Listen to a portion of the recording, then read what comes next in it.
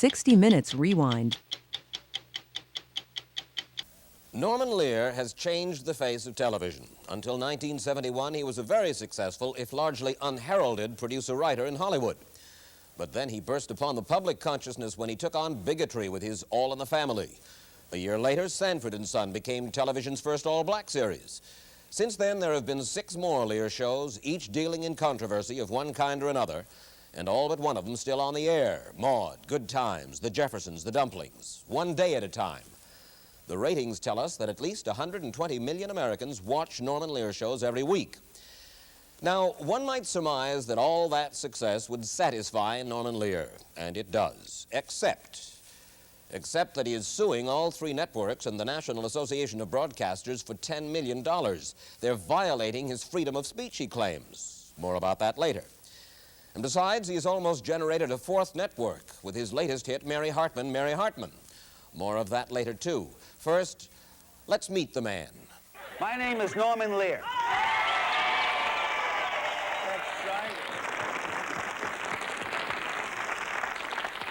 See, I have a turntable downstairs, and a record is on it, and the needle is down, and I say my name, you applaud, and then when I have a complete record, I send it to Bridgeport, Connecticut, where my mother... 20 minutes before the taping of Maude, Lear is on stage warming up the studio audience. To loosen them up, he asks for questions, and as it happens, what they want to ask has nothing to do with Maude. They're hooked on the newest and zaniest Lear lady of them all. You have some questions before we were... Yes, ma'am. What happened to Mary Hartman last night? I didn't get to see her.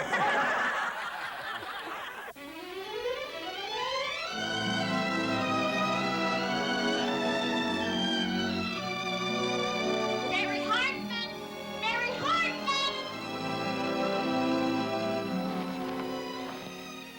It is from this kitchen that the sleeper hit of the television season took off.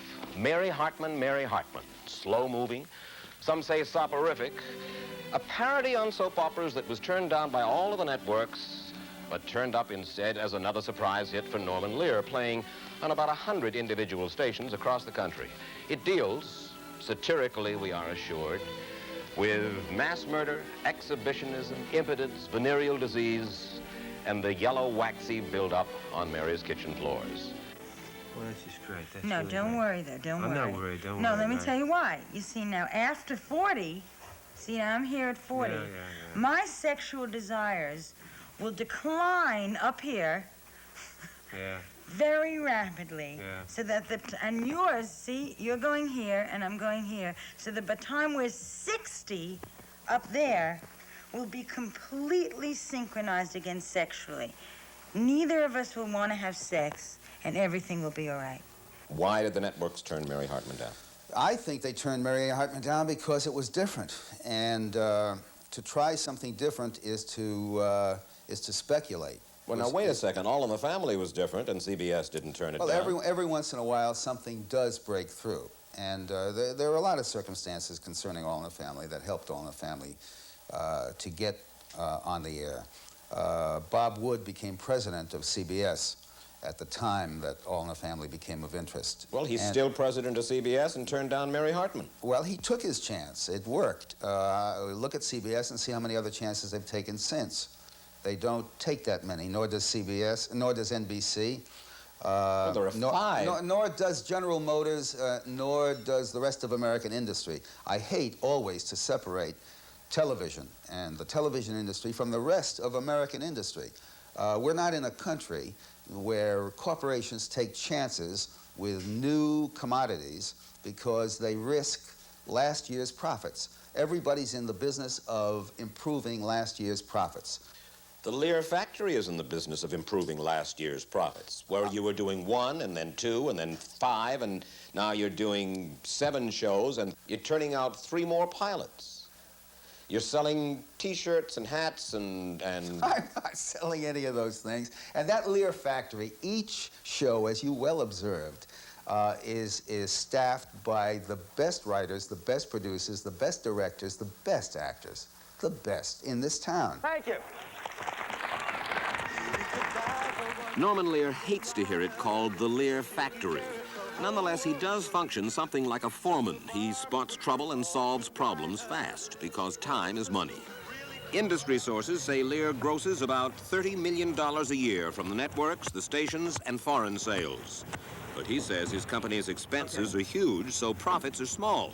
His personal salary, he wouldn't tell us how much. It's said to be immense. All his series, except Mary Hartman, come out of this building. All the offices, rehearsal halls, studios, control rooms, allowing Lear to move from show to show like a dervish. Each week, there are 6 programs to be taped, and he's at every one. No producer in television pays more attention to detail. You will never guess what a ridiculous story she just tried to tell me. I know she feels very badly because she realizes that you and I hit it off so beautifully. But I told her to use you as an example. You know, tell the truth. Let the chips fall where they may. But please, when you handle her, send her in. Do it a little more delicately. You know, she's frightfully fragile. Hi there, Tiger. So, you admire my honesty, huh? Oh, more than anything, I find your honesty thrilling. Good. Then prepare yourself for the thrill of a lifetime. Because frankly, Mrs. Finley, I cannot stand you. After each taping, Lear holds something called a note session, an assembly of cast and creative personnel who gather for his rather gentle critique.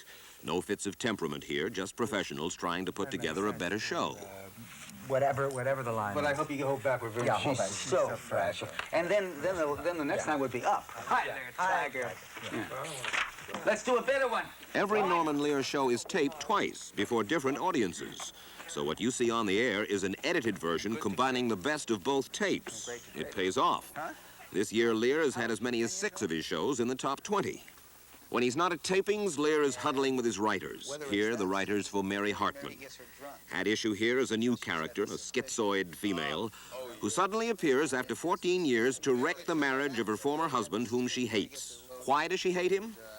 Norman Lear is just now inventing the reason. They had a diner, and he one day, and we make some kind of story, he had a pot of grease. And he was taking the pot of grease, and somebody came in and said, your money or your life or whatever, and he went up like this with his hands because it was a holdup and the grease went. And she wears a hat like this. She never takes off. Straight out of an old Joan Crawford picture. It's the hair that comes down over her. So her hair, she wears hair all over her. You never see, And you never see the scar. and you But always she- shoot her from behind. But she accuses, no, you got to see 2 eyes. I go crazy if you don't see 2 eyes. Another day, another show, a rehearsal of good times, and Lear seems to be every place at once. There is a sense of family in the Lear factory, even at All in the Family, now in its 5th season.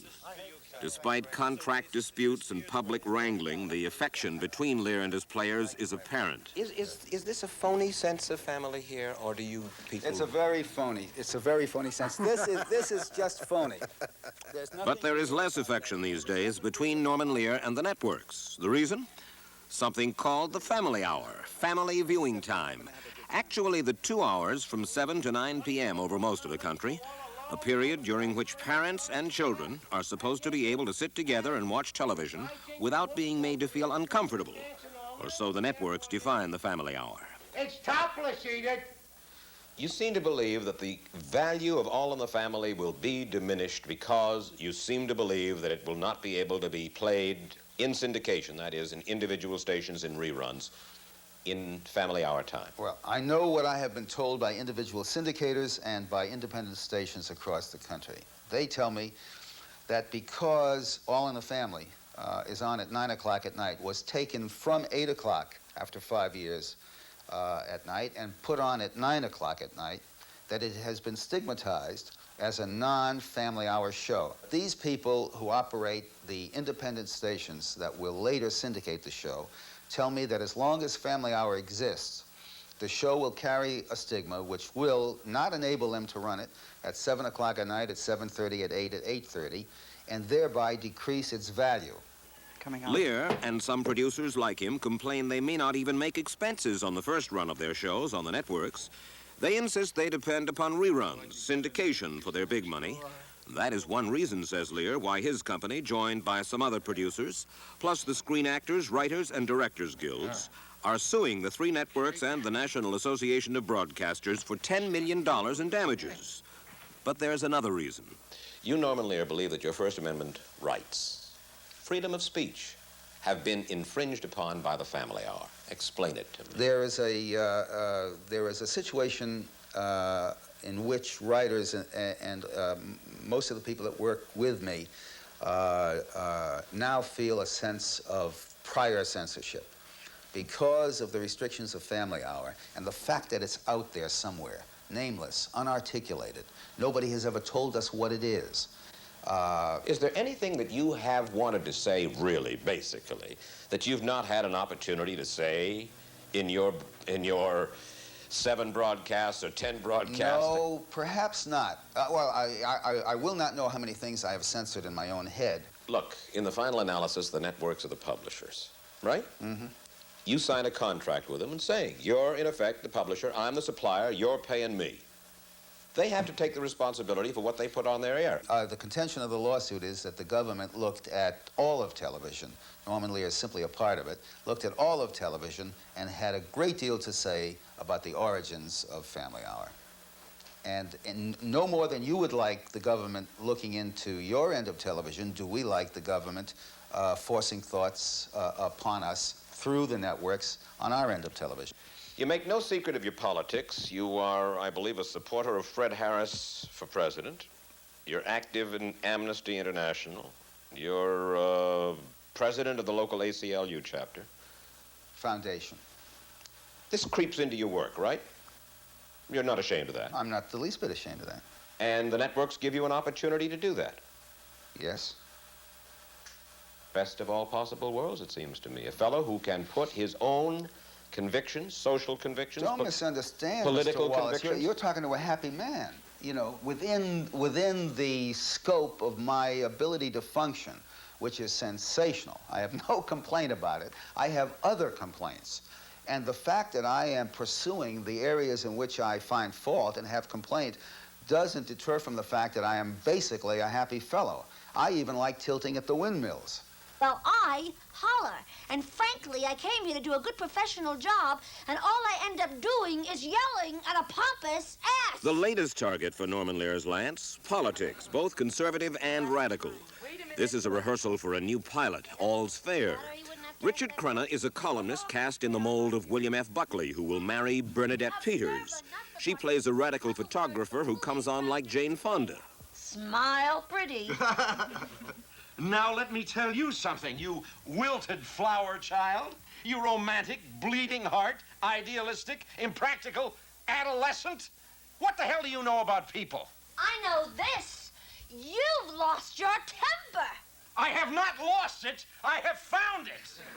Great. Terrific. He walks, he talks, he yells just like us ordinary mortals. He walks, he talks, he yells, and he eats grapes. There's a grape walk. And this is what I think of you and your stupid boycott. If you suppose that they're wax. You brought me wax grapes? Of all the schoolgirl tricks, this is the lowest. She keeps shooting. I don't think wax grapes are the least bit fun. Would you stop that? Puts the camera down. Grabs her. Starts shaking her. Hey, watch it. They're not wax. 3 days after this reading, All's Fair was taped before a live audience. If that one and 2 more Lear pilots are picked up by the networks, there could just be 11, count them, 11 shows out of the Lear factory on television next season.